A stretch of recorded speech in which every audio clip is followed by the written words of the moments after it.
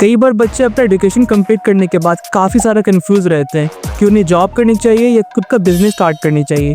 और यहाँ एक छोटी सी डिसीजन आपके करियर पे बहुत बड़ा इम्पैक्ट डाल सकता है, जिसकी वजह से आपको फ्यूचर में स्ट्रेस भी फेस करना पड़ सकता है। इसी बात को मद्देनजर रखते हुए हमने इस पॉडकास्ट को बनाया है, ताकि आप जान पाओ कि आपके अंदर कौन सी क्वालिटीज़ है और आप अपनी कैपेबिलिटीज़ का यूज़ करके एक अच्छा डिसीजन ले पाओ और एक अच्छे करियर को स्टैब्लिश कर पाओ।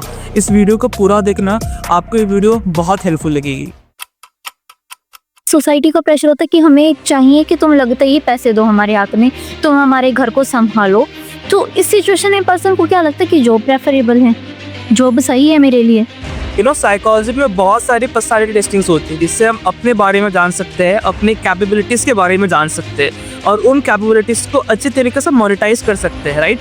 सो आप कुछ ऐसे टेस्टिंग्स के बारे में बता सकते हो जो कि साइकोलॉजिकली यूज़ होती है, और कोई भी इंडिविजुअल उस टेक्स्ट को अपने लाइफ में यूज़ करके अपनी कैपेसिटी को जान सकता है और ये पता कर सकता है कि वो किस सेक्टर में काफ़ी अच्छी तरीके से परफॉर्म कर सकता है। सबसे बड़े एंटरप्रेन्योर होते हैं जुगाड़ू सर, अपने इंडिया में तो बहुत बड़े कोई भी बच्चा अपने यार दोस्त को बना लेते हैं कि चलो ये तो मेरा दोस्त है, दोनों साथ में गए तो साथ में बिजनेस स्टार्ट करते, राइट।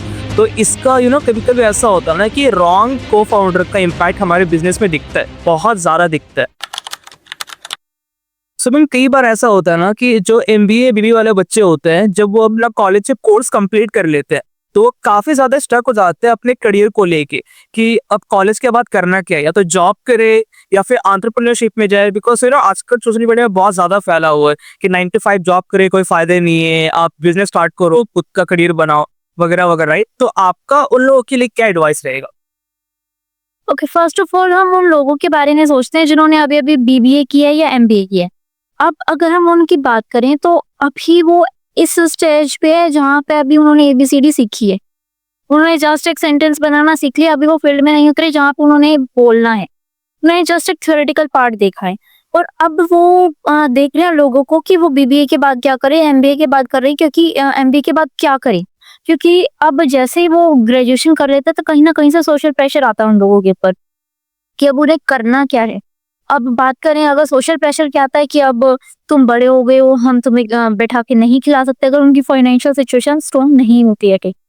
तो लोग बोलते हैं कि उनके पेरेंट्स बोलते हैं या सोसाइटी बोलते हैं, भाई तुम पेरेंट्स के ऊपर दबाव दे रहे हो, तुम इतने मैच्योर हो चुके हो, तुम्हें पढ़ना, तुम्हें आगे कुछ करियर ऑप्शन चूज करना चाहिए, तो करे क्या।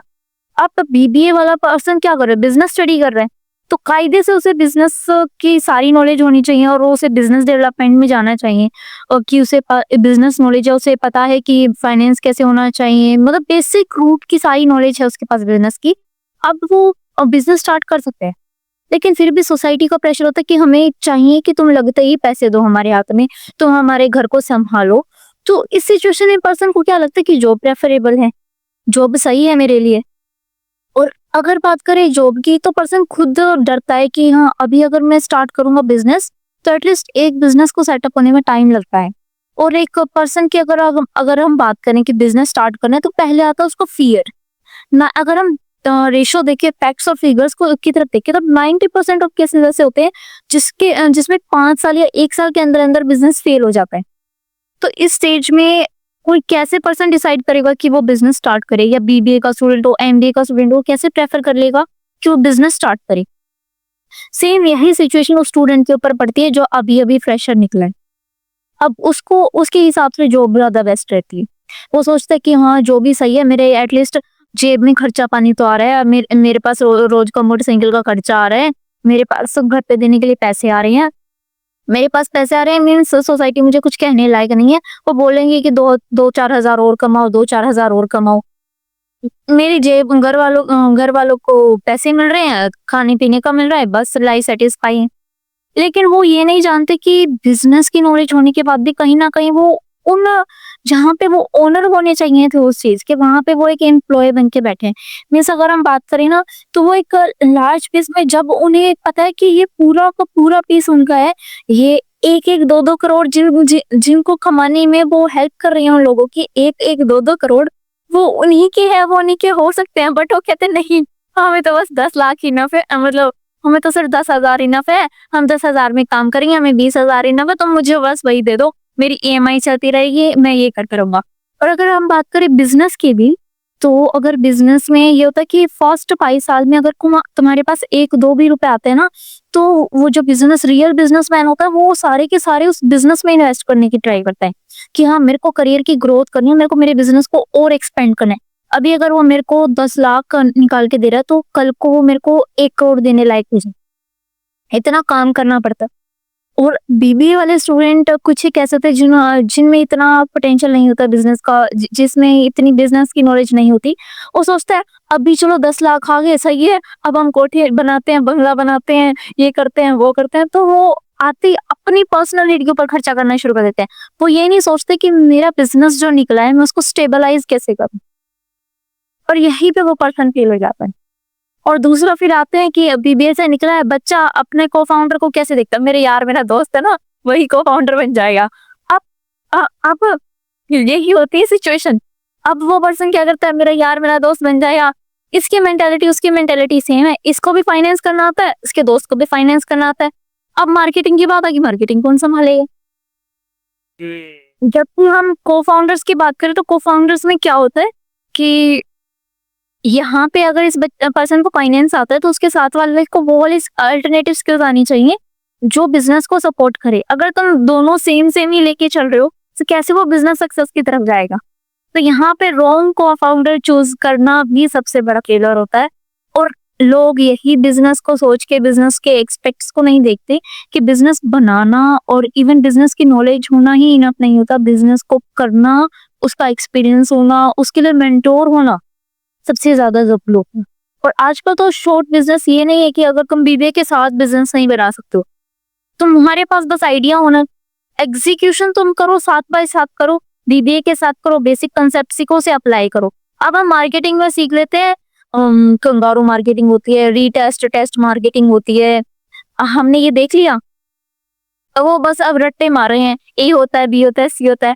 उससे कैसे, उससे अपने तुमने बोल दिया पारुल होता है, इसका मतलब तुम्हें पता नहीं, बस तुम पारुल पारुल रटे जा रहे हो, इसका मतलब क्या होगा। तो वो बिजनेस डेवलप नहीं होगा।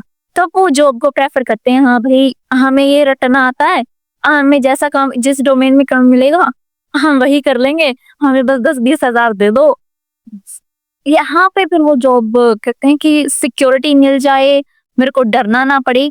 और बिजनेस वही लोग करते हैं जो अपने फियर को फेस करना को समझते हैं।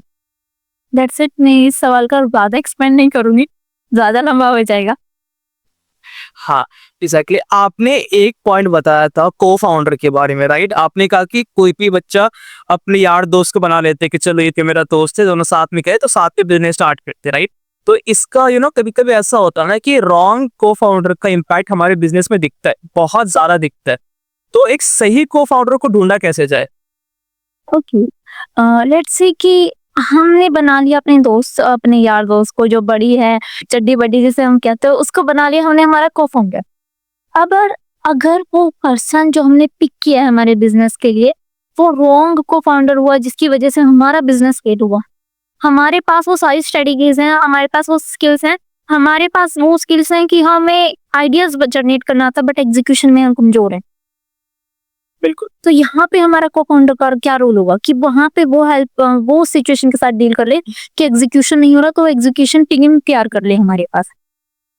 और अगर हम बात करें को फाउंडर की, अगर आप ये सोचो कि what happened when you and your co founder decide in the business leader, तुम दोनों ने यही सोचा है कि इस बिजनेस को 1 करोड़ पे लाएंगे, लेकिन कल को वो पर्सन कहता नहीं भाई मेरे को करनी है जॉब, मैं रिजाइन मारता हूँ। अभी रिसेंटली मेरे पास एक केस आया था, वो पर्सन कह रहा था उसने ई कॉमर्स की एक वेबसाइट तैयार की थी, वो मतलब बाहर से वो पर्सन सेंट्स वगैरह परफ्यूम्स वगैरह करता था, वेबसाइट वगैरह डेवलप की थी, उस पर्सन ने सारा सेटअप किया था, मार्केटिंग एक पर्सन संभाल रहा था, 3-4 पर्सन काम करते हैं उसमें, मार्केटिंग एक पर्सन संभाल रहा है, एक पर्सन इंपोर्ट एक्सपोर्ट संभाल रहा है, और एक पर्सन जो वेबसाइट वर्किंग होता है वो संभाल रहा है। अब मार्केटिंग वाले पर्सन का इंटरेस्ट खत्म हो गया और वो चला गया। और उसके साथ क्या हुआ, वो पर्सन जब वो तीनों मिलकर काम कर रहे थे, वो महीने का 25,000 आराम से कमा रहे थे। मतलब उन्हें ज्यादा मेहनत करने की जरूरत नहीं थी, बस मार्केटिंग में थोड़े से एफर्ट लगते हैं, वो जो हमें पता होता है कि हैंडलिंग करनी पड़ती है। अब वो मार्केटिंग वाला पर्सन चला गया, तो इसमें पैसे तो आ रहे थे, बस उसने विजन चेंज कर दिया कि मेरा इंटरेस्ट नहीं है, वो पर्सन चला गया, वो पूरा बिजनेस ठप है। अब वो कहता मेरे से ये सारे टास्क हैंडल नहीं होते।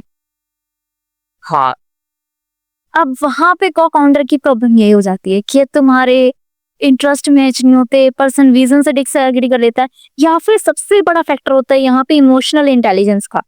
अब अगर हम देखें कि हमारे पास है कि हम उस स्ट्रेस को हैंडल कर लेते हैं। हमें पता है जब हम एक बिजनेस स्टार्ट करते हैं तो उसमें प्रेशर आता है स्टार्टिंग में। हमें सारा ए टू जेड छोटी छोटी डिटेल्स हमें हैंडल करनी पड़ती है। लाइक कि अभी वेबसाइट पे कौन सा पर्पस होगा, अभी फर्स्ट लीड आई है तो उससे बात कैसे, तो जब पहली कोई चीज मिलती है ना तो उसके एक्साइटमेंट लेवल बहुत हाइपर होते हैं। जब पहला 1 रुपए हम कमाते हैं तो कितने शौक से अपने घर वालों को कहते हैं देखो मैंने कमाया। तुम कहते थे बिजनेस से कुछ नहीं होता, मैंने 1 रुपए कमाए, 2 रुपए कमाए, मेरी पहली लीड आ गई। वो आरती पूजा करते हैं, मतलब सब कुछ करते हैं, पूरी एक्साइटमेंट चल रही होती है। और वहीं पे अगर तुम्हारे पास, क्योंकि बिजनेस अप एंड डाउन वाली सिचुएशन होती है, वहीं पे अगर बिजनेस में डाउनफॉल आ गया, किसी टाइम तुम्हारे पास लीड नहीं आई, किसी टाइम तुम्हारे पास क्या बिजनेस के जो हमारे पास सेल्स नहीं हुई तुम्हारे पास, तो डाउन जाएगा। और टर्नओवर डाउन गया, और टर्नओवर डाउन के तो जिस पर्सन को सबसे ज्यादा एक्साइटमेंट हुई थी ना, वो पर्सन उतना ही ज्यादा सैड फील करता है। और इस सिचुएशन में ना जो पर्सन ऐसा फील करता है, इस सिचुएशन में वो बेस्ट ऑप्शन समझता है कि अब मेरे को क्विट कर देना चाहिए, अब ये बिजनेस नहीं चलेगा। और इवन बहुत सारे ऐसे बिजनेसेस होते हैं जो जीरो पे, मतलब जो कभी टॉप लेवल पे चल रहे थे, टॉप लेवल पे चलने के बाद वो डायरेक्ट जीरो पे आ गए। और जैसे कि अभी हम एग्जांपल है, अंबानी ने एक खरीदा था जहां पे वो जीरो स्टेज पे था, और जब अंबानी ने इन्वेस्ट किया और उसको बढ़ाया तो वो टॉप लेवल की कंपनी पे चला गया। तो यहाँ पे बस एक राइट को फाउंडर की जरूरत होती है कि हमारे पास राइट को फाउंडर हो। अब हम अपने राइट को फाउंडर को पहचानेंगे कैसे? अब इसमें आ जाते हैं कि सिंपल से 4-5 स्टेप्स है जो हम देखते हैं। पहला हो कि उसका विजन सेम हो, हमसे अलाइन है कि हो। अगर हम चाहते हैं कि ये इस स्टेज पे जाए तो वो अभी चाहे कि स्टेज पे। अगर आप माइंडसेट रखते हो कि ये इस बिजनेस को मैंने 10 करोड़ पे पहुंचाना है, और आपके साथ वाला कहता है नहीं 1 करोड़ काफी है, तो क्या वो विजन मैच कर रहा है? एक कहता है कि नहीं हमें मार्केटिंग पे ज्यादा पैसा खर्च करना चाहिए, एक कहता नहीं हमें वो साइट है उसको ज्यादा इंटरेक्टिव बनाना चाहिए, लोग कब ज्यादा सेल करेंगे। अब यहाँ पे हमारा विजन मैच करना चाहिए, यहाँ पे उनकी इनर जो बॉन्डिंग होनी चाहिए, उनका कम्युनिकेशन अच्छा होना चाहिए। ये स्किल्स को फाउंडर के बीच से उठकर बहुत सारे बिजनेसेस इसी वजह से हो जाते हैं कि दोनों एक दूसरे के 1% ज्यादा फायदा लेने की कोशिश करते हैं, या 1% दूसरे पर्सन से जेलस करना लग जाता है अगर 60-40% का प्रॉफिट चल रहा होता है। और दूसरी जो स्किल होती है जो मैंने बात की थी कॉम्प्लीमेंट्री स्किल्स की, कि कॉम्प्लीमेंट्री स्किल्स होनी चाहिए। अगर एक पर्सन को आता है कि वो आइडियाज जनरेट करने में अच्छा है, थिंकिंग करने में अच्छा है, वो एनालिसिस करने में अच्छा है, रिसर्च करने में अच्छा है, तो दूसरा पर्सन उसको एग्जीक्यूशन में अच्छा होना चाहिए। क्योंकि अगर 1% प्रोडक्ट बना रहे तो दूसरे को मार्केटिंग करनी पड़ेगी तभी बिजनेस चलेगा। अब दोनों ही प्रोडक्ट बनाने बैठ जाएंगे तो कैसे चलेगा काम? तो बिजनेस वहां पे फेल हो जाता है। अब जो लास्ट और जो सबसे ज्यादा इंपॉर्टेंट आता है हमारा, वो इमोशनल इंटेलिजेंस आता है। अब अगर हमारे पास एक हाई आईक्यू वाला पर्सन भी होता है ना, और उसको इमोशंस मैनेज करना नहीं आता, तो ये उसके बिजनेस का सबसे बड़ा रीजन होता है फेल होने का। क्योंकि जहां पे उसके पास पूरा माइंडसेट है, क्या क्या करना है, स्ट्रेटेजीज हो, और उसके पास पूरी टीम है, अब कोई आ गया डाउनफॉल, दिखाएगा उस पर्सन को। अब उस गुस्से में उस पर्सन ने अपनी टीम के साथ मिसबिहेव किया।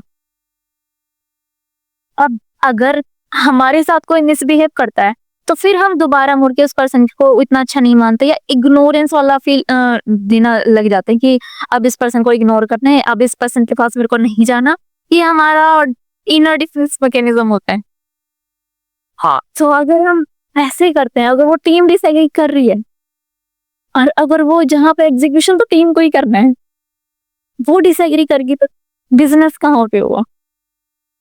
तो यहाँ पे दोनों को फाउंडर्स के पास और इमोशनल इंटेलिजेंस का होना सबसे ज्यादा जरूरी है। चाहे आईक्यू है ना, वो कहते हैं ना 12वीं का बंदा भी बिजनेस डेवलप कर सकता है। हाँ, उसके लिए ज्यादा आईक्यू की जरूरत नहीं होती, ज्यादा एमबीए बीबीए की जरूरत नहीं होती, बट जरूरत होती है इमोशन मैनेज करने की। जहाँ पे डाउनफॉल आता है वो उस सिचुएशन को कैसे हैंडल करता है, जब वहां पे प्रॉफिट ज्यादा आता है तो वो उसको मैनेज कैसे करता है। ये होता है कि कभी कभी जब ज्यादा प्रॉफिट आने लगता है तो पर्सन एक्सपेंड हाई करना लग जाता है कि हाँ भाई अब 10 लाख का प्रॉफिट हुआ है तो 1 लाख वाली गाड़ी निकाल लेते हैं, ट्रिप वगैरह लगा लेते हैं, थोड़ा सा बेस्ट होना चाहिए, यहाँ वहाँ गेड़ियाँ माराते हैं।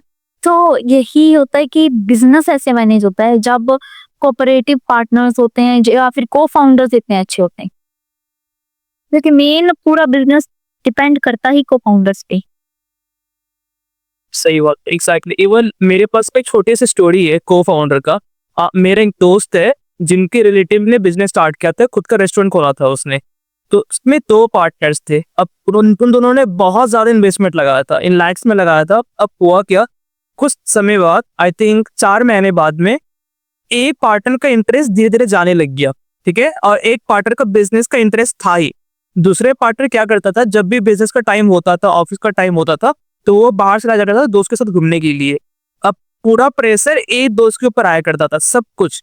तो वो क्या, धीरे धीरे करके जो बिजनेस की प्रॉफिट में थी, अब धीरे धीरे करके लॉस में आने लगी। और लास्ट में हुआ क्या कि एक को फाउंडर ने एग्जिट मार लिया और बस एक रह गया, और ना चाहते हुए भी उस बिजनेस को फिर डाउनसेट करना पड़ा। सो यहाँ से हमें ये सीख मिलती है ना कि या तो अकेले करो या तो फिर अपने को फाउंडर के साथ करो। उन दोनों के पास अच्छी ईक्यू होनी चाहिए, जिसे हम कहते हैं इमोशन रेगुलेट करने आनी चाहिए काफी अच्छे से। और जब हम बात करते हैं कि नहीं बिजनेस मैन को एक ही होना चाहिए, तो कोई बिजनेस एक पर्सन से नहीं चलता। बिजनेस मैन वही होता है जो मतलब अपने काम को, अगर तुम्हारे पास तुम 12वीं पास हो ना, तो तुम्हारे पास वो कहता ना, एक बिजनेसमैन के अंडर वो हाई क्वालिफिकेशन वाले लोग काम कर सकते हैं, लेकिन हाई क्वालिफिकेशन वाला लोग खुद का बिजनेस डेवलप नहीं करेगा, वो किसके अंडर ही काम करेगा। एग्जैक्टली, ये तो है। तो वो की बात होती है, बिजनेस इनैन ही मेंटालिटी ही ऐसी होती है, वो कहता है मैं ही काम नहीं कर सकता लेकिन मैं करवाना जानता हूँ, मैं करवा सकता, काम करवाने आता है। करवाना आना चाहिए। वो बिजनेसमैन में यही क्वालिटी होती है, सबसे बड़ी खूबी होती है, उसकी कम्युनिकेशन अच्छी होती है, और दूसरा उसे पता होता है उसे लोगों के साथ डील कैसे करना है, इमोशनल इंटेलिजेंस, और अपना लीडरशिप अच्छी होती है। लीडरशिप। ये तो हो गई बिजनेस की बातें। अब थोड़ा सा अपना पर्सपेक्टिव चेंज करते हैं, थोड़ा सा साइकोलॉजिकल पर्सपेक्टिव से चीजों को सोचते हैं। साइकोलॉजी में बहुत सारी पर्सनालिटी टेस्टिंग्स होती है, जिससे हम अपने बारे में जान सकते हैं, अपनी कैपेबिलिटीज के बारे में जान सकते हैं, और उन कैपेबिलिटीज को अच्छी तरीके से मोनेटाइज कर सकते हैं, राइट। सो आप कुछ ऐसे टेस्टिंग्स के बारे में बता सकते हो जो कि साइकोलॉजिकली यूज होती है, और कोई भी इंडिविजुअल उस टेक्स्ट को अपने लाइफ में यूज करके अपनी कैपेसिटी को जान सकता है, और ये पता कर सकता है कि वो किस सेक्टर में काफी अच्छी तरीके से परफॉर्म कर सकता है। तो अगर हम बात करें बिग 5 पर्सनालिटी ट्रेड्स की, तो ये इसे ओशन के नाम से जाना जाता है, ओशन टेस्ट। इसमें हम पर्सन की पर्सनालिटी के बारे में जानते हैं। जैसे कोई एक पर्सन होता है, वो 9 to 5 की जॉब में अगर उन्हें दी जाए ना, तो वो उसके लिए फ्रस्ट्रेटिंग होगी कि नहीं, कोई ओनर मेरे ऊपर, मुझे पसंद नहीं है, मुझे नहीं चलेगा भाई, कोई मेरे ऊपर सर के ऊपर बैठ के मेरे को ऑर्डर दे के तू ये कर, अभी ये करे। मेरी जिंदगी का मालिक मैं हूँ, मेरे काम का मालिक मैं हूँ। और वही अगर किसी पर्सन को कहा जाए कि तेरी जिंदगी का मालिक तो, वो कहेगा नहीं भाई मेरे से करवा ले, तू बता और को क्या करना है, मैं वो करने के लिए तैयार हूँ। तो ये पर्सनैलिटी काम करती है बिजनेस, यही पर्सनैलिटीज हमें बताती है कि बिजनेसमैन कौन है और कौन जॉब के लिए प्रैक्टिस। जो पर्सन कहता है कि नहीं मेरे से काम नहीं होगा, मुझे बताओ कैसे करना है, मैं वैसे करूंगा जैसे तुम बोलो, मुझे इतना सेक्शन दो कि मैं कर लूं, मुझे ये बताओगे मैं ये ऐसे ऐसे कर लूंगा, मुझे तुम बता दो। तो वो आ जाता है एक बिजनेस माइंडसेट में।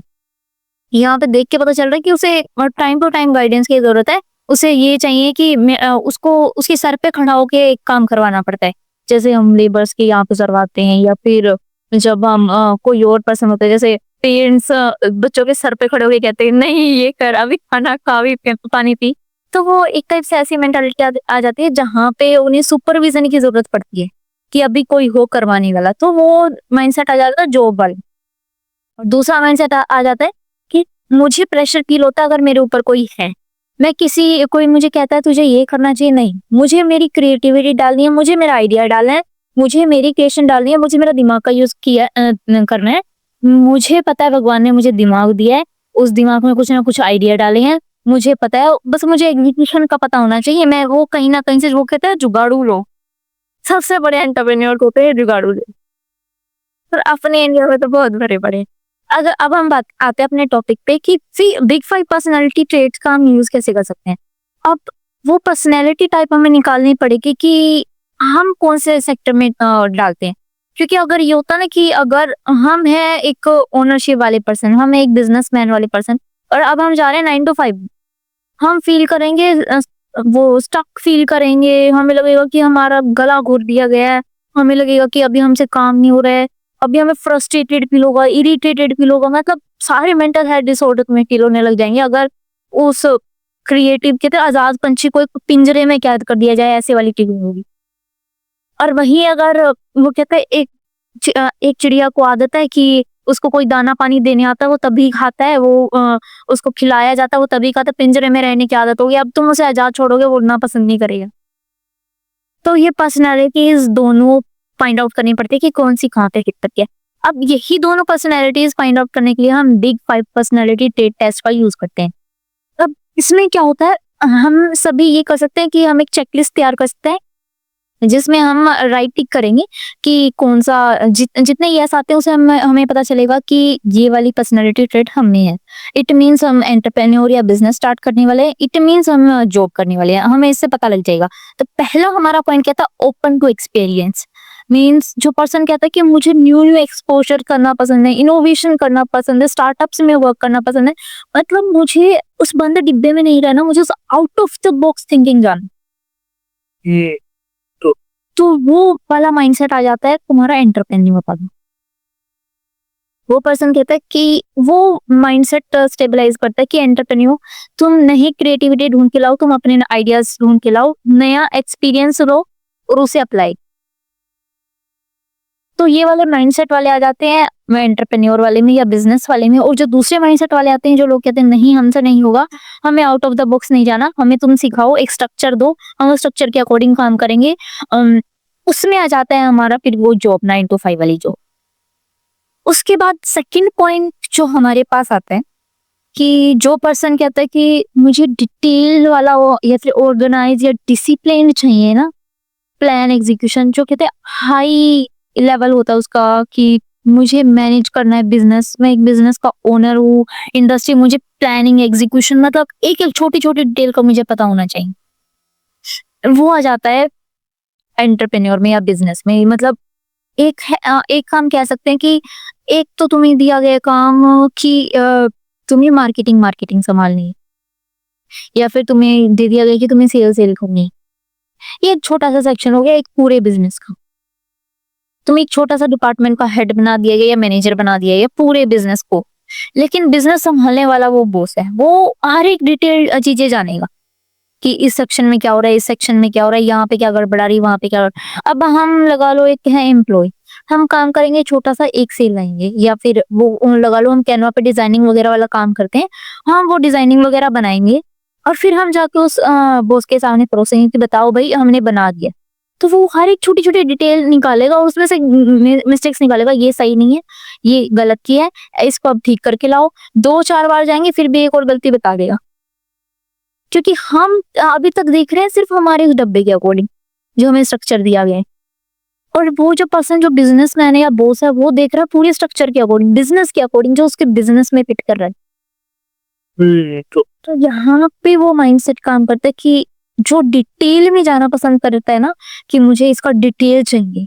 अगर हम कैलकुलेशन, अगर बिजनेस का फाइनेंस चेक करना है ना, तो वो बिजनेस के फाइनेंस में जाएगा कि इस सेल से और कितना इस सेल से मुझे और ज्यादा प्रॉफिट कैसे हो सकता है, एक ही सेल से मुझे 2 बार या 3 बार प्रॉफिट कैसे हो सकता है, एक ही सेल से करने के एक ही सेल को अगर हम कुछ कैंपिंग वगैरह करें या फिर कॉन्टेस्ट वगैरह चलाएं तो उससे हमें लीड्स ज्यादा कैसे आ सकते हैं, उसी लीड्स को हम 3-4 बार इस्तेमाल कैसे कर सकते हैं। वो एक एक चीज को ना, एक छोटी छोटी चीज को पूरी डिटेल में एक्सपेंड करेगा और यूज करेगा। Exactly. तो वो जो तो जो डिटेल में जाता है वो आता है बिजनेस में, और जो डिटेल में नहीं जाता, जो ऊपर ऊपर से काम करते हैं, जैसे हमने अगर कभी एम्प्लॉय या जॉब वाला काम किया, हाँ ऊपर से फटाफट वो सारा है तो काम होगा, अदरवाइज नहीं, बस ऐसे हाथ फेरा और काम हो गया, लो जी देख लो। तो वो वाला माइंड सेट आ जाता है हमारा जॉब वाला। और अगर हम नेक्स्ट वाले की बात करें तो आता है एक्सट्रोवर्जन। ये जो एंटरप्रेन्योर्स और बिजनेस है ना, उनका नेटवर्क बड़ा तगड़ा। अगर हम बात करें तो अगर हम किसी वो स्पीकर बहुत अच्छे होते हैं। बिल्कुल बिल्कुल। अब ये देखो, हाँ सबसे ज्यादा फेमस है एलोन मस्क, कौन नहीं जानता उसे। अंबानी फेमस है, कौन नहीं जानता उसे। हाँ। क्या उस कंपनी में काम करने वाले किसी एम्प्लॉय को कोई जानता होगा? नहीं। वही बात है कि वो जो पर्सनैलिटी बिजनेसमैन वाली है, उसे बनाना होता है अपना नेटवर्क। और वो नेटवर्क तभी बनता है जब वो पर्सन एक्सट्रोवर्जन में होता है, वो पर्सन रिलेशनशिप बिल्ड करना जानता हो, वो पर्सन नए नए लोगों से मिलना जानता हो, और उन लोगों से कम्युनिकेशन इतनी अच्छी करता हो कि वहां पे वो अपने रिलेशनशिप बिल्ड कर पाता है उन लोगों के पास से, एक ट्रस्ट वर्दी बिलीवेबल एक बॉन्ड बना पाता है। और ये क्वालिटी रहती है सिर्फ एक्सट्रोवर्जन में। इंट्रोवर्ट वाले रहते हैं कि मुझे मेरा काम दे दो, मुझे मेरा स्पेस दे दो, मैं उसमें राजी हूँ और मैं वही काम करके दे दूंगा। तो वो कहते हैं ना, इंट्रोवर्जन को अगर किसी स्टेट में डालना, अगर इंट्रोवर्जन को ग्रोथ करनी होती है तो उसे एक्सट्रोवर्जन वाला माइंडसेट अपनाना पड़ता है, वरना वो ग्रो नहीं कर पाता। वही आप कोई कहे तुम्हें दुनिया का सारा एक्सपीरियंस चाहिए तो सिर्फ एक 4 दीवारी के कमरे में बैठ के नहीं मिलता। उसके उसके लिए तुम्हें दुनिया घूमनी पड़ेगी, उसके लिए तुम्हें लोग एक्सपीरियंस करने पड़ेंगे, उसके लिए तुम्हें लोगों से मिलना पड़ेगा, बातचीत करनी पड़ेगी। तो यहाँ पे जो इन एक्ट्रोवर्जन में आते, वही लोग बिजनेसमैन की कैटेगरी में आते हैं, वही उनकी एक पर्सनैलिटी ट्रेट होता है एक्सट्रोवर्जन। अब हम बात करते हैं एग्रीबलनेस की। अब इसमें क्या होता है, जो लोग जो वाले करते हैं वो पीपल को फोर्स वाला रोल कर देते हैं, जैसे कि एंटरप्रेन्योर हो गई, जैसे कि ये हो गए एचआर हो गए या क्लाइंट सर्विसेज वाले हो गए, तो वो क्या करते हैं कि ना फोर्सेबली काम करवा रहे होते हैं। हाँ। एग्रीबलनेस नहीं होता, वो क्या करते हैं, चलो कर लो ज्वाइन, चलो कर लो ज्वाइन, ऐसे कर लो वैसे कर लो। वो मतलब फोर्सफुली उनसे काम करवाया जाता है तो वो काम करते हैं, जैसे एचआर हो गया या क्लाइंट सर्विसेज वाला काम हो गया, तो ये इन लोगों से फोर्सफुली काम करवाया जाता है तब ये काम करते हैं। हम कहते हैं उंगली देके बोला जाता है अभी करो तो काम होता है। और वो जो पर्सन होता है कि कहते हैं नहीं, हम ओपन इन्वायरमेंट में रहना पसंद करते हैं, वो एंटरप्रेन्योरशिप वाले में आते हैं। जैसे कोई हम बात कर सकते हैं इन्वेस्टमेंट वगैरह करने को, वो ओपन माइंडेड होते हैं कि हाँ अभी हमें वो जल्दी एग्री हो जाते हैं, उन्हें पता होता है कि कहाँ पे एग्री होना होता है, कहीं कहाँ पे नहीं। अभी हमें इन्वेस्टमेंट करनी है तो अभी हम इन्वेस्टमेंट करेंगे, अभी हमें ग्रोथ की जरूरत है तो हमें ये प्रोसीजर लेना है तो हम प्रोसीजर करेंगे। वो खुद अपने दिमाग को आइडियाज लगाते हैं कि कैसे क्या करना है, कैसे क्या नहीं करना। उनमें डिसीजन वाली एबिलिटी, डिसीजन टेकिंग वाली एबिलिटी बहुत खास होती है। और अगर वो कहते हैं ना डिसीजन ले लेती हैं, डिसीजन ले लेते हैं तो उसको राइट प्रूव करते हैं। तो जो एग्रीबल होते हैं, डिसीजन जल्दी ले पाते हैं, वही लोग कहते हैं बिजनेसमैन बन सकते हैं, क्योंकि उन्हें फास्ट डिसीजन मेकर होता है। उन्हें पता होता है इस इंस्टेंट पे, इस मोमेंट पे हमें ये डिसीजन लेना होता है, वो फास्ट ले लेते हैं। और फिर डिसीजन को राइट प्रूफ करने के लिए वो काम करते हैं कि अब ले लिया है, लॉस वाली चीज ले लिया है, तो अब इसको प्रॉफिट में कैसे कन्वर्ट करना है ये हमें देखना पड़ेगा। अब सबसे बड़ा नेक्स्ट फैक्टर आता है हमारा इमोशनल स्टेबिलिटी। इमोशनल स्टेबिलिटी वही हम इमोशनल इंटेलिजेंस कह सकते हैं इसमें, कि वो पर्सन हाई प्रेशर में भी काम कैसे करता है। अगर तुम हाई प्रेशर में भी काम कर सकते हो तो इट मीन्स तुम बिजनेस के लिए ही बने, क्योंकि ये जो स्टार्टिंग में वैसे तो प्रेशर उसको भी आता है जो जॉब कर रहा होता है। मीन्स जैसे भैया ना, बॉस की उंगलियों को तो जोर तो पड़ेगा, हाथ थोड़े के नीचे उंगली दोगे दर्द तो होगा, प्रेशर बढ़ेगा ही। तो उसी मैंने भाई जॉब तो होता है हाई प्रेशर, रोज वहां पे भी होती है जब वो कंपनी में तुम काम करते हैं। लेकिन सबसे ज्यादा जो जोर पड़ता है वो एक बॉस को पड़ता है कि उसे पूरी कंपनी संभालनी होती है। हम जहाँ सिर्फ वो काम को छोटी सी इसको दे रहे हैं कि हाँ एक डिजाइन बनाना है, डिजाइन के लिए बॉस इतना बोल रहा है, 4 डिजाइन दे रहा है, ज्यादा काम ही है, लेकिन सबसे ज्यादा काम उस बॉस को देखना पड़ता है, क्योंकि तुम तो सिर्फ डिजाइन संभाल रहे होते हो, उसे उस डिजाइन जैसे बनाने वाले 4 5 10 12 लोगों को और भी डिपार्टमेंट्स को हैंडल करना होता है। वो बिजनेसमैन, वो एम्प्लॉय 9 से 5 काम करता है, लेकिन एक बिजनेसमैन 24 के 24 घंटे उसके दिमाग में बिजनेस चल रहा होता है। सही बात है। तो उस प्रेशर को जो हैंडल कर सकता है वो एक बिजनेसमैन बन सकता है।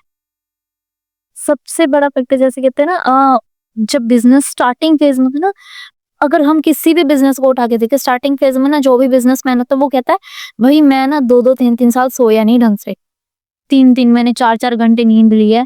इवन एलोन मस्क की बात करें, वो पर्सन अभी भी कहता है कि काश मेरा खाना खाने वाला टाइम भी बच जाए, सोने वाला टाइम भी बच जाए। उस पर्सन को शायद नींद नहीं आती होगी, वो 2 या 4 मैक्सिमम 4 या 5 घंटे सोता है वो। और उस पर्सन की मेंटालिटी ऐसी है, काश खाने के बजाय ना कोई गोली होती, फटाफट पेट में डालता और पेट भर जाता, मेरा खाना खाने का टाइम बच जाता। और इवन जब बिजनेस डेवलप हो रहा था, वो पर्सन अपने कंपनी में ही सोता। ट्रू, बिल्कुल। तो उस प्रेशर को हैंडल करने वाले लोग ही बिजनेस तैयार कर सकते हैं, जिन्होंने हाई स्ट्रगल किया होता है, उसमें उस स्ट्रगल में भी राइट डिसीजन ले रहे होते हैं। वो हाई प्रेशर उनके डिसीजन को खराब नहीं भटकते नहीं वो अपने डिसीजन से, रास्ते से। करते। हाँ, वो भटकते नहीं है। ऐसा मैंने बहुत देखा है, ये इंस्टाग्राम वगैरह में बहुत ज्यादा चलता है कि 95 जॉब छोड़ो और तुम बिजनेस स्टार्ट करो, क्योंकि बिजनेस में तुम्हें बहुत ज्यादा पैसे मिलेंगे और बिजनेस तुम्हारा खुद का है, तुम बस फ्री लाइफ जियोगे, तुम्हें फाइनेंशियल इंडिपेंडेंस मिल जाएगा, राइट। बट वो लोग इस बात को नहीं समझती कि जब बिजनेस स्टार्ट करते हैं उनको 12 12 घंटे काम करनी पड़ती है, कभी कभी 24 24 घंटे काम करनी पड़ती है, उन लोगों को कितनी चीजों से गुजर के जानी पड़ती है। उल्टा जो जॉब करते हैं उनकी लाइफ थोड़ी ज्यादा सिक्योर रहती है कि उनको बस एक पर्टिकुलर टास्क करना है और बस सो जाना है रात को। बट बिजनेस पे वैसा नहीं होता, आपको 100 चीजों का संभालना पड़ता है, 100 लोगों का संभालना पड़ता है। सो थोड़ा प्रैक्टिकल होना पड़ेगा लोगों को और अपनी कैपेबिलिटीज के हिसाब से चीजें संभालनी पड़ेगी। कैपेबिलिटीज के हिसाब से संभालनी पड़ती है, लेकिन बिजनेसमैन को अपनी कैपेबिलिटीज भी पुश करनी पड़ती है। जहाँ पे वो पर्सन, जो पर्सन ये होता है ना लेजी का आदी होता है, वो अपनी सारी की सारी रूटीन बदल देता है। अगर हम बात करें किसी पर्सन की, एक एक बार तो जब हम उसकी पिक्चर देखें जब वो बिजनेस स्टार्ट करने से पहले होता है, और एक हम उसकी पिक्चर देख रहे हैं बिजनेस स्टार्ट करने के बाद जब वो सक्सेस लेवल पे पहुंच जाता है। उनकी दोनों फोटोग्राफ डिफरेंट बता देंगे कि क्या क्या चीजें उसने छोड़ी है, क्या क्या चीजें उसने बिल्ड की है, कैसे उस। और बिजनेस डेवलप करना सिर्फ बिजनेस को डेवलप करना नहीं होता, वो पर्सन खुद को भी ऊपर से नीचे तक चेंज कर देता है। बिजनेस की एक खासियत होती है सबसे बड़ी, वो पूरे के पूरे बंदे को चेंज कर देती है। एग्जैक्टली। और जो बंदा ये कर सकता है वही बिजनेस डेवलप कर सकता है, जो अपने आप को चेंज करने के लिए रेडी रहता है, जो कहता है मुझे सीखना है और मुझे बदलना है, मुझे सीखना और सोच बनानी है, मुझे सीखना है और लोगों को सोच बदलनी है। और वो ये नहीं रखता मेंटालिटी कि मुझे लोगों की सोच बदलनी है, लोगों को दिखाना। वो कहता है पहले मुझे बदल, मैं बदल गया तो लोग अपने आप बदल लेंगे। सब कुछ मेरे से स्टार्ट होता है। बिल्कुल, सब कुछ मेरे से स्टार्ट होता है, मेरा बिजनेस मेरे से स्टार्ट होता है। आपको साइकोलॉजिकल स्ट्रैटेजीज बता सकते हो जो कि MBA BBA स्टूडेंट अपने लाइफ में यूज कर सकते हैं अपने करियर को अच्छे डायरेक्शन में लेके जाने के लिए और एक रियलिस्टिक गोल को सेटअप करने के लिए और अनरियलिस्टिक गोल से बचने के लिए। तो अगर हम बात करें गोल सेटिंग की, तो गोल्स होते क्या है जो पर्सन को अचीव करने थे, चाहे वो गोल्स कहीं भी हो सकते हैं।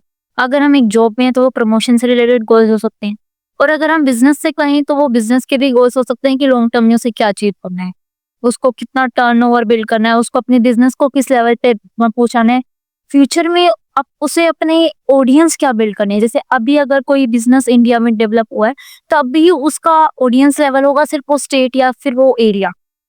अब उस बिजनेस का फ्यूचर गोल होगा कि वो बिजनेस मेरे इंडिया के इन स्टेट्स में होना चाहिए, ये लोग जानने चाहिए मेरे बिजनेस को।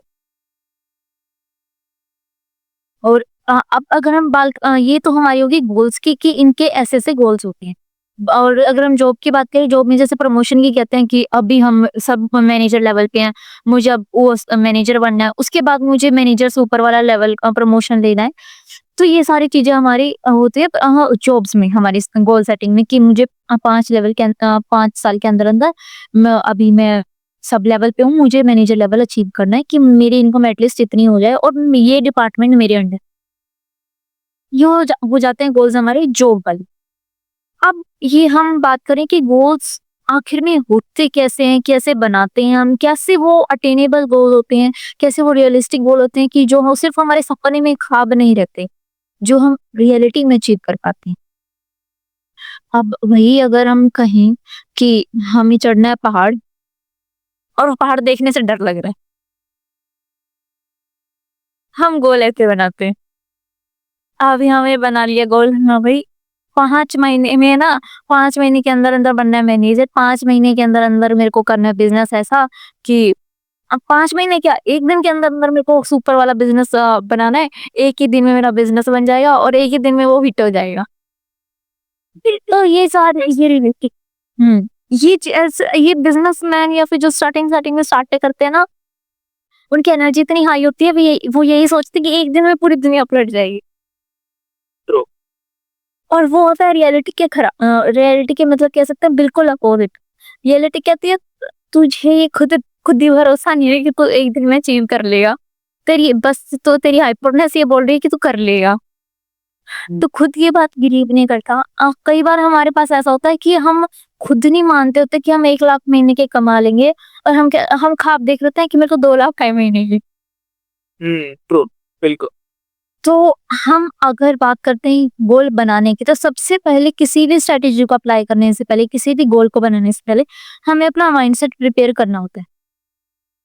क्योंकि अभी हम कह रहे होते हैं हम 1 लाख महीने के नहीं कमा रहे, लेकिन हमें गोल सेट करना है 1 लाख पर महीने वाला। तो यहाँ पे हमारा दिमाग कहेगा हाँ भाई तेरे जेब में चिल्लर है नहीं, और तू ख्वाब देख रहा है करोड़पति वाली, तो कैसे कर लेगा? तू औकात के बाहर की चीज मांग रहा है, मैं तेरे को कैसे दे दूं? काम तो कर रहा है भिखारियों वाले, और तू कह रहा है मेरे को चंदा नहीं, मुझे बॉस बन के बैठना है। एग्जैक्ट। तो, तो वहां पे वो माइंडसेट वही कहता है, माइंडसेट कहता है ये तेरा ये ना तेरी तिजोरी है, ये खजाना है तेरा, इसमें से तू जो बोलेगा तू वैसा निकाल लेगा। ये हम कह सकते हैं हमारा जो बिलीव सिस्टम होता है ना, वो एक जादू हमारा माइंड एक छड़ी की तरह होता है, और हमारा बिलीव सिस्टम होता है वो जादू वाला। अब वो दिमाग में हम जो डालेंगे वो छड़ी वैसे ही घूमेगी और वैसा ही जादू है। करेक्ट। अगर हम चाहते हैं ये जादू हर बार काम करे, तो हम उस छड़ी को हर बार वैसे ही घुमाना पड़ता है। हम चाहते हैं इस बार ये वाला जादू करे, तो हम इस बार इस छड़ी को यही बोलना होगा, तभी वो यही वाला जादू देगी। तो उसके लिए हमें सबसे पहले ट्रेन करना पड़ता है हमारे ब्रेन को। जो हमारी पहले वाली जो हमारी कहते हैं ना नेगेटिव बिलीफ सिस्टम बना हुआ है कि ये चीजें हम अचीव नहीं कर सकते, हमें पहले वो चीजें तोड़नी पड़ती, कि हमें खुद को विश्वास दिलाता है कि मैं ये काबिल हूँ, मैं ये कर सकता हूँ, और मैं ये करूँ, मतलब अब मैंने ये चीजें अचीव कर ली है। और पूरी प्रेजेंट सेंटेंस में ये अफर्मेशन हमें करनी पड़ेगी। हाँ। तो ये अफर्मेशंस जब हम करते हैं तो हमारा बिलीफ सिस्टम बनता है। यहाँ पे कहता है कॉन्फिडेंस, अगर स्पीकिंग का कॉन्फिडेंस डेवलप करना होता है तो रोज मिरर के सामने जाओ, खुद को बोलो कि मैं एक बेस्ट कम्युनिकेटर हूँ, अपने आप को इंट्रोड्यूस करो शीशे के साथ, तुम्हें पता लगेगा कि तुम्हारा कॉन्फिडेंस कैसे। जब तुम खुद को देख के बात करोगे, खुद को फेस करोगे दुनिया को फेस करने से पहले, तब तुम अपना कॉन्फिडेंस डेवलप कर सको। और वैसे ही बिलीफ सिस्टम बनता है जब हम शीशे के सामने सुबह खड़े होकर बोलते हैं कि हाँ मैं 1 लाख महीने का कमा रहा हूँ, कमा सकता हूँ, और इतनी मेरे में पावर है, यूनिवर्स मुझे सपोर्ट कर रहा है। तो ये हमारा माइंडसेट बन जाता है, तब हम काम करते हैं और वो वाला जादू कहते हैं लग जाता है। कहते हैं लक काम करता है। लक कैसे काम करता है? तो वो मूवी भी हमने देखी उनकी। हाँ वो हाँ वो हमने मूवी देखी हुई। जब हम किसी चीज को बड़ी शिद्दत से मांगते हैं तो पूरी कायनात उसे हमारे झोली में डालने के लिए बेकरार हो जाती है। तो वो शिद्दत दिखानी थी, वो शिद्दत होती है हमारा माइंड। वो जो माइंड का बिलीफ सिस्टम होता है ना, वही हमारी शिद्दत होती है। जैसे हम मन बोलते हैं कि मेरे मन में ये वाली इच्छा हो रही है, वो कह रहा है ना बहुत हाई वाली इंटेंसिटी वाली इच्छा हो रही है कि अभी मुझे ये चाहिए, और मैं उसको पाने के लिए कुछ भी कर सकती। जब तक वो इच्छा नहीं आ गई वो गोल्स कंप्लीट नहीं हुई। चाहे वो कितनी ही स्ट्रेटेजी वाले गोल लगा लो, कितनी ही साइकोलॉजिकल टेक्निक्स लगा लो, वो गोल्स काम नहीं करती। तो पहले किसी भी गोल को अचीव करने के लिए हमें पहले डेवलप करना पड़ता है माइंडसेट। उसके बाद हम गोल्स वाली स्ट्रेटेजी करते हैं। गोल्स कैसे बनाते हैं? पहला वो जो हम अचीवेबल कर सकते हैं, कि हमें पता है हमारा इतना रेवेन्यू है, हम इससे फिलहाल ये वाला स्टेप अगर अचीव कर सकते हैं तभी हम सेकंड स्टेप पे प्रोसीड कर सकते हैं। हम वो जो हमारे अंदर रेजिस्टेंस होता है कि हम मोटिवेटेड नहीं रहते, उस पहले तो हम क्या करते हैं, 3 टाइप के गोल्स बनाते हैं। Long term goal, short term goal, mid term goal. Long term goal जो हमें 5 साल में अचीव करने हैं, ठीक है? वो 5 साल में अचीव करने वाले गोल बना लिए। अब उस गोल को हम बनाएंगे मिड टर्म में, कि अगर मेरे को 5 साल में ऐसी कंपनी बनानी है जो 10 करोड़ दे रही है, वो एटलीस्ट मेरे को 2.5 सालों में एटलीस्ट इतनी तो हो कि वो मेरे को 100 करोड़ नहीं, एटलीस्ट 5 करोड़ तो दे रही हो, हाफ नहीं तो एटलीस्ट 2 करोड़ तो इवन बिल्ड कर रही हूँ इस साल। और मिड टर्म में भी अगर वो कंपनी मेरे को 2 करोड़ दे रही है, तो एटलीस्ट वो मेरे को रिसेंट में क्या हो, मेरे पास वेबसाइट तो होनी चाहिए, तभी तो मेरे पास वो रेवेन्यू आएगा। मेरे पास वो लीड तो होनी चाहिए, वो प्रोडक्ट तो होना चाहिए सर। तो ये हमारे होते हैं, ये गोल्स होते हैं mid term, short term, long.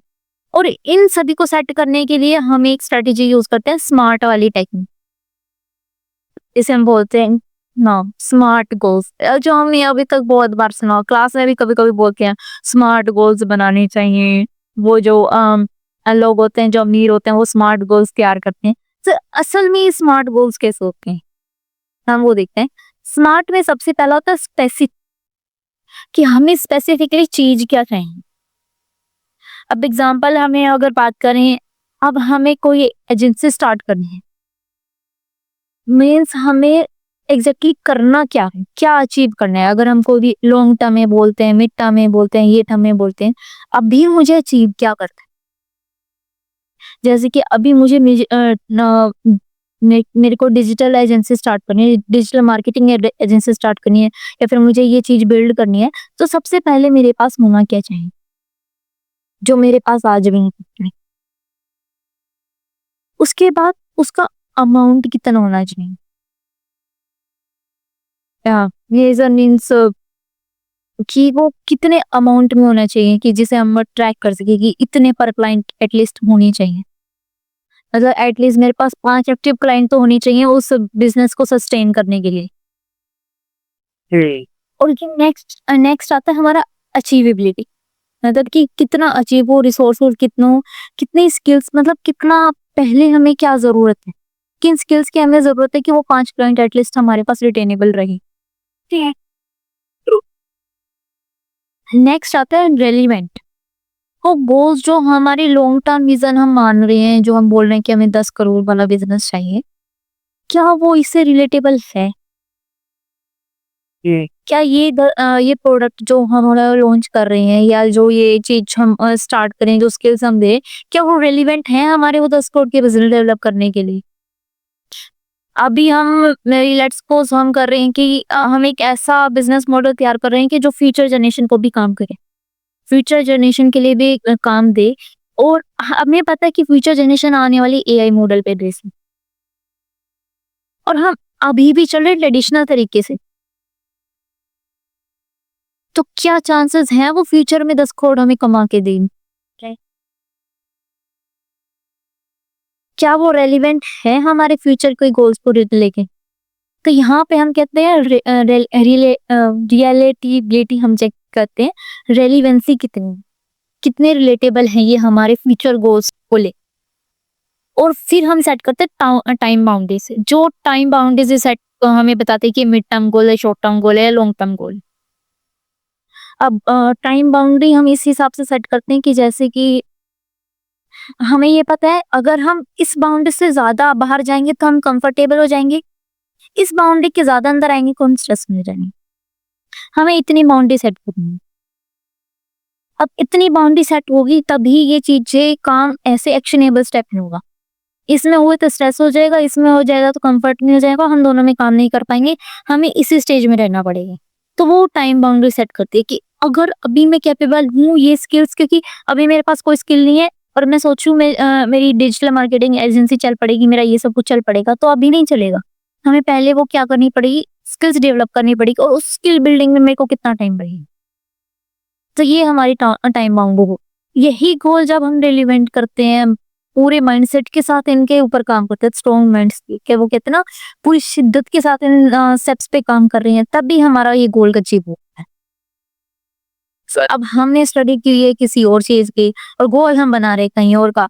हमें ये लगा लो, हम हैं किसी में डिजिटल मार्केटिंग में और हम डिमांड कर रहे हैं कुछ और की, हमें ऐसा नाचना गाना, और हम जा रहे हैं कि डिजिटल मार्केटिंग में, मतलब पूरा अपोजिट हम नहीं जा पाते। तो हमारे पास जो स्किल्स हैं, जिस हम स्किल से बिल्ड कर सकते हैं, तो हम अपने गोल्स को उसके अकॉर्डिंग सेट करते हैं। और सबसे बड़ा फैक्टर होता है कि अभी हम हमारे कहते हैं कि हमारे इंसानों की कैपेबिलिटी होती है, हम जल्दी बोर हो जाते हैं किसी चीज से। बिल्कुल हम अगर अभी हमें 5 आ रहा है, ये थोड़ा बहुत मोटिवेशन रहता है कि हमारे पास पैसा आ रहा है तो मोटिवेशन है। लेकिन कभी कभी पर्सन के पास मनी ही ऐसी चीज नहीं होती जो मोटिवेशन दे रही होती है। किसी पर्सन को मोटिवेशन के लिए मनी की जरूरत नहीं होती, उसके लिए रिसोर्सेज मोटिवेशन वाले अलग होते हैं। किसी को अपनी फैमिली को जो फाइनेंशियल सिचुएशन सपोर्ट मिल रही होती है, अपनी फैमिली को खुश देख के वो पर्सन ज्यादा मोटिवेटेड फील करता है। किसी पर्सन को ये होता है कि अब इसके पास पैसा है तो वो ट्रैवल पे जा सकता है, तो उसके लिए ट्रैवल मोटिवेशन होता है। किसी पर्सन को कुछ नहीं होता कि उसकी लाइफस्टाइल लग्जरी हो गई, तो उसके लिए वो मोटिवेशन है। तो जो जब हम बिजनेस डेवलप कर रहे होते हैं तो हमारी स्टेट होती है ऐसे वाली, जिसमें हमें लगातार काम करना पड़ता है। और इसमें वो जो कहते हैं ना, हमें शिद्दत वाली फीलिंग, कहीं ना कहीं वो जो हमारा शिद्दत वाला विजन होता है वो ब्लर होने लग जाता है टाइम के बाद। सो मैम, अब जैसे कि हम अपने सेशन के एंड की तरफ जा रहे हैं, तो कोई 2 शब्द जो आप मेरे ऑडियंस के लिए कहना चाहोगे, या फिर जो बीबीए एमबीए कर रहे हैं उनके लिए कहना चाहोगे? ओके, तो मैं उनके लिए कहना चाहूंगी कि अभी अगर आप बीबीए कर रहे हो या एमबीए कर रहे हो, तो अभी आप उसे थ्योरेटिकल वे में देखते हो।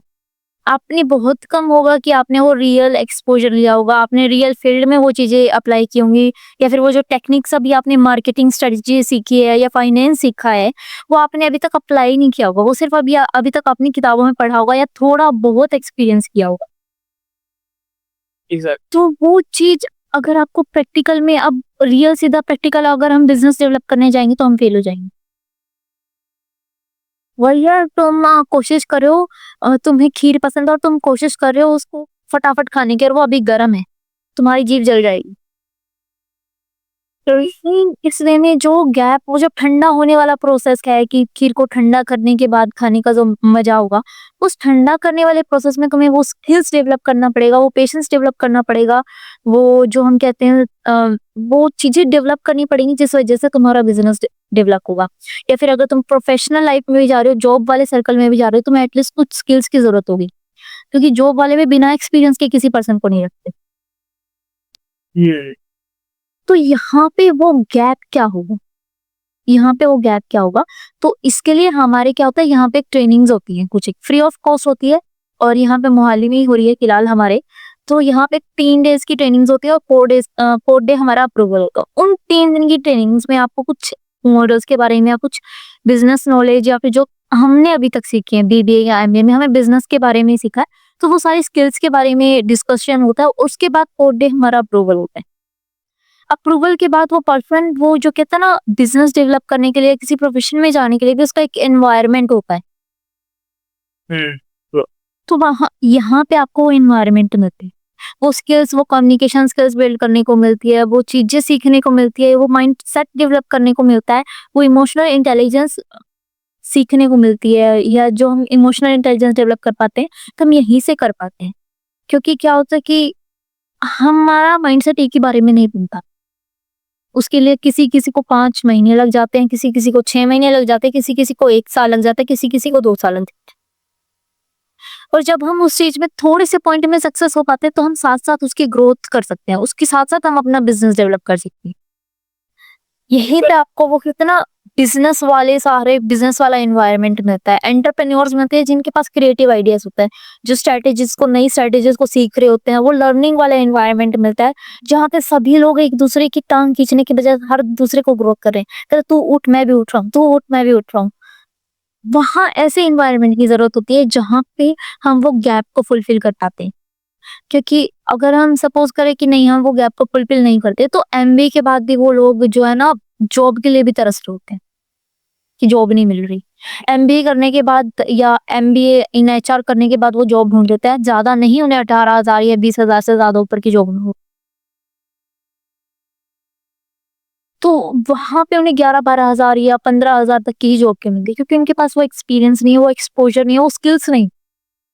तो वो स्किल्स डेवलपमेंट के लिए यहाँ पे वो प्रोग्राम है, ये फ्री ऑफ कॉस्ट है, कोई भी आके ज्वाइन कर सकता है। और अगर किसी को ये हो कि एमबीए है, बीबीए या कोई भी करियर में है और उसे ये चाहिए स्किल्स बिल्ड करती हैं, उसको लाइफ में कोई स्ट्रगल्स आ रहा है, कोई प्रॉब्लम आ रही है, वो उसका करियर पाथ में कोई प्रॉब्लम आ रही है या उसको अपनी बिजनेस में कोई प्रॉब्लम आ रही है, या वो एमबीए या बीबीए का स्टूडेंट है, उसे अपनी स्किल्स बिल्ड करनी है, कम्युनिकेशन बिल्ड करनी है, या फिर उसको लाइफ में भी कहीं जो लाइफ के हम चैलेंजेस कहते हैं रिलेशनशिप में, या फिर किसी भी लाइफ के फेज में कोई प्रॉब्लम आ रही है, स्ट्रेस आ रहा है, एंजाइटी आ रही है जो हम कहते हैं, या फिर हमारे पास छोटी छोटी प्रॉब्लम्स होती है जो हमारा बड़ा बड़ा इफेक्ट डाल देती है लाइफ में। जैसे कि अभी छोटा सा एक ऐसे नो का आंसर देना होता है, लेकिन कुछ लोग ऐसे हो जाते हैं कि वो नो बोल ही नहीं पाते। उनके अंदर ये होता है कि नहीं, वो जो बहुत ज्यादा कहते हैं ना गिवर वाले नेचर के होते हैं, वो ना नहीं बोल पाते, वो सिर्फ एक ना ना बोलने की वजह से अपनी जिंदगी में बहुत पिस रहे होते हैं। तो यहाँ पे हमें जरूरत होती है इमोशनल इंटेलिजेंस डेवलप करने की, वो चीजें डेवलप करने की जो हमें जरूरत होती है। तो यहाँ पे ये सारी चीजें आपको मिलती हैं। और अगर कोई क्वेश्चन हो, कोई भी क्वेरीज हो, आप मेरे को मेरे इंस्टाग्राम हैंडल पे डीएम कर सकते हो। मेरा नाम है पूजा वर्मा और मेरे इंस्टाग्राम हैंडल का नाम है comrade #comrade wellness hub. And सबसे बड़ी बात बता दूं, कॉमरेड किस लिए होता है? कॉमरेड मैंने इसलिए रखा हुआ है क्योंकि एक कॉमरेड वो होता है जो किसी पर्सन की उस टाइम में हेल्प कर रहा होता है जहाँ पे उसको सपोर्ट की जरूरत होती है, जहाँ पे उसको लगता है कि उसके सपोर्ट के लिए कोई नहीं है, लेकिन उसे कोई चाहिए जो उसे गाइड कर दे, जो उसका मतलब वो जो कहता है कोने में बैठ के वो डर रहा है, उसको लग रहा है उसकी जिंदगी खत्म है, तो वो कॉमरेड ऐसा हाथ होता है जो उसको उस अंधेरे से बाहर निकालता है। तो I am comrade and I will help you all. अगर आपको कोई लाइफ में प्रॉब्लम आ रही है, कोई भी स्ट्रगल आ रही है, रिलेशनशिप हो, फैमिली हो, या फिर आपका करियर रिलेटेड चॉइसेस हो, तो I will help you. Skills development में आपको कोई प्रॉब्लम आ रही हो या लाइफ की रिलेटेड कोई प्रॉब्लम आ रही हो, तो I will be there for you. You can any time DM me and my at my Instagram handle. Okay, thank you. So thank you so much ma'am मेरे podcast में आने के लिए। I hope this video was very helpful for our audience और उनको बहुत कुछ सीखने के लिए मिलेगा। और जो इस वीडियो को देख रहे हैं, जिन्होंने एंड तक देखा, उनको मैं थैंक यू कहना चाहता हूँ। और जिनको मैम से हेल्प चाहिए वो मैम से कांटेक्ट कर सकते हैं। मैं आपका सारा डिटेल्स डिस्क्रिप्शन में डाल देगा, तो जिसको बात करनी है मैम पे जाके मिल सकते हैं, बातें कर सकते हैं। Thank you so much ma'am. Thank you.